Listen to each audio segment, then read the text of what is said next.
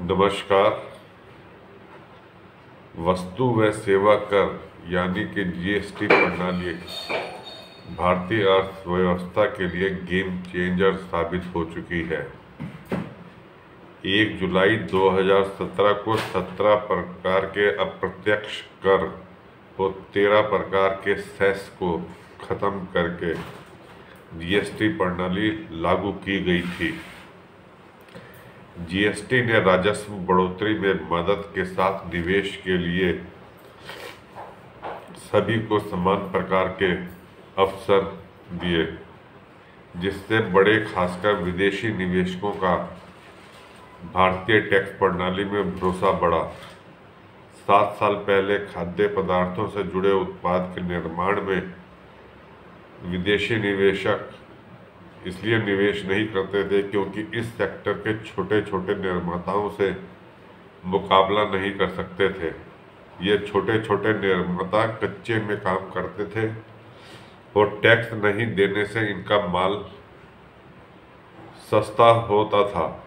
GST प्रणाली ने इस माहौल को बहाल किया। अप्रत्यक्ष कर विशेषज्ञ डेलावर्ट इंडिया के वरिष्ठ पार्टनर एमएस मनी कहते हैं कि जीएसटी से सिर्फ अप्रत्यक्ष संग्रह में ही बढ़ोतरी नहीं हुई, बल्कि इससे आयकर संग्रह को बढ़ाने में भी मदद मिली, क्योंकि जीएसटी के लिए पैन जरूरी है, जिससे इस बात का पता आसानी से लग जाता है कि किस कारोबारी की कमाई कितनी है और अब वह कितना आयकर दे रहा है। मनी के मुताबिक जीएसटी का एक बड़ा लाभ यह हुआ है कि टैक्स नहीं भरने वाले असंगठित सेक्टर संगठित होते चले गए, जिससे कारोबार करने का एक खुला और समान अवसर मिला है। सालाना 5 करोड़ से अधिक के कारोबार के लिए ई-वे बिल की अनिवार्यता से कच्चे में काम करने वालों को पक्के में काम करना पड़ रहा है। इन सबके साथ सरकार की तरफ से जीएसटी ऑडिट बढ़ने से जीएसटी संग्रह भी बढ़ रहा है। हर कारोबारी के जीएसटी के दायरे में आने से कारोबारियों के बीच स्वस्थ प्रतिस्पर्धा शुरू हो चुकी है। ये 17 प्रकार के अप्रत्यक्ष कर और 13 प्रकार के सेस को खत्म करके 1 जुलाई 2017 से लागू की गई थी यह जीएसटी प्रणाली। 6 सालों में जीएसटी में शामिल कारोबारियों की संख्या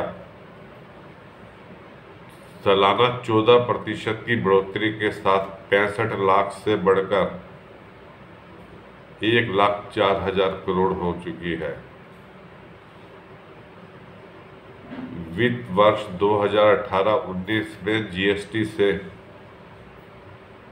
8,76,000 करोड़ रुपए की वसूली हुई थी, जो वित्त वर्ष यानी कि पिछले फाइनेंस ईयर में बढ़कर 13,25,000 करोड़ तक पहुंच गई।